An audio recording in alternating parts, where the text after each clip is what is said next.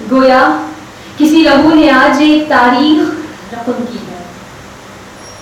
گویا آج کسی ماں نے اپنے لخت جگر کو الوداعی کلمات میں ہمیشہ کے لیے رخصت کر دیا ہے۔ میں اپنی خاموش نگاہوں سے اس زمین سے ابلتے نور کو تک رہی ہوں کہ اب میں اس نور سے گفتگو کرتی ہوں کہ آج جنت میں ایک جشن کا سما ہے، کہ آج ایک شہزادے نے اپنے لہو کو اس وطن کا صدقہ بنا کر اس زمین کو سرخرو کیا،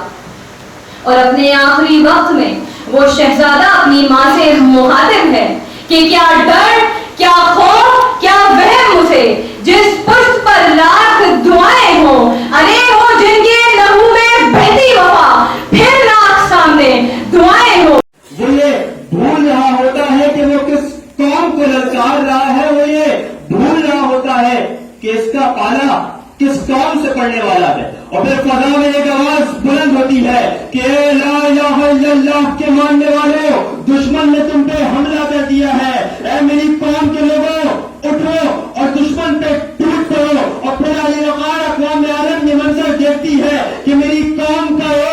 ایک نوجوان اپنی پاک فوج کے شانہ بشانہ کھڑا ہوتا ہے اور بھارت کے آگے سیسا پلائی دیوار بن جاتا ہے۔ پھر اقوام عالم جذبہ حب الوطنی کا یہ عجب منظر بھی دیکھتی ہے کہ جب ہمارے پاس ٹینکوں اور ہتھیاروں کی کمی پڑ جاتی ہے تو میری قوم کے لوگ اپنے سینوں پہ بم باندھے بھارتی ٹینکوں کے آگے لیٹ جاتے ہیں اور یہ اعلان کرتے ہیں کہ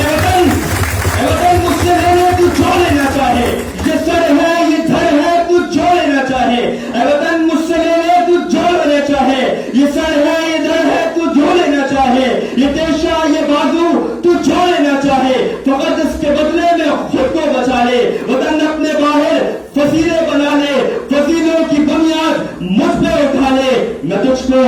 بچاتے ہوئے جان دوں، میں تجھ کو سجاتے ہوئے جان دوں، میں تجھ کو سجاتے ہوئے جان دوں۔ ہندوستان اپنے غرور کے نشے میں یہ بات بھول گیا تھا کہ رگوں سے بہتا لہو کا ایک ایک قطرہ جو آزادی کے وقت اس وطن کی مٹی میں ملا، وہ آج بہادری کا لمبردار، شجاعت کا پیکر، ایم اے معلوم اور راجہ عزیز بھٹی کی صورت میں مارکہ جنگ میں ایک نئی تاریخ رقم کرنے والا ہے۔ اور پھر دنیا دیکھتی ہے کہ ہم نے دشمن کو شام کی چائے نہیں بلکہ زہر کا مزہ اور بھون کے گھونٹ پلائے، اور یہی بتایا کہ بھلے تعداد میں کم ہے لیکن مقتل میں آئیں گے۔ بغاوت کرنے والوں کو کسی کا ڈر نہیں، ہمیں انسان کی انسانیت کا باب لکھنا ہے، ہمارا خون بولے گا اگرچہ سر نہیں ہوگا، اور مورخ جب کبھی اس خواب کی تعبیر لکھے گا ہمیں علماء بنائے گا، ہمارے نام لکھے گا، ہمیں علماء بنائے گا،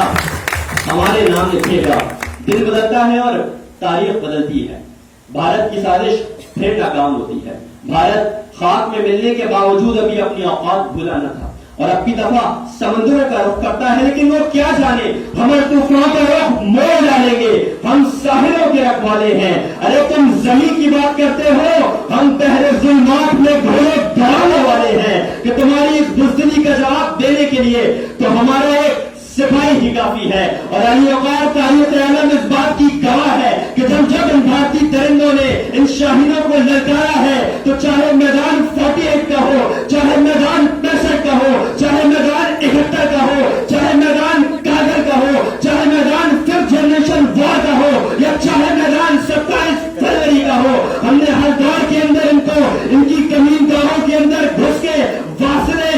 جہنم کیا ہے۔ اور آج کے اس روز بھی یہی رسم شبیری میرے کشمیری ادا کر رہے ہیں، اور کشمیریوں کا بچہ بچہ بھارتی فوج کی آنکھوں میں آنکھیں ڈال کے یہ کہتا ہے کہ ارے ہے حق ہمارا آزادی، ہم لے کے رہیں گے آزادی، تو کیسے نہ دے گا آزادی، تیرا باپ بھی دے گا آزادی۔ اور بھارت اب بھی موقع ہے سدھر جا، ورنہ اٹھ کھڑا ہوگا پورا دیش، اور دیش جو اٹھ گیا تو سمجھ لو آفت ہی آ جائے گی، ہندوستان کے کونے کونے میں قیامت آ جائے گی۔ پھر تو کیسے اپنے ایٹم بم سے ہم کو دھمکانے آئے گا، بول چتا سے چلانے اس کو تیرا باپو آ جائے گا، اور اپنی فکر مت کر چہرے کا خول بدل دیں گے۔ ہمیں ہمارے رب کی قسم جسم کا جوڑ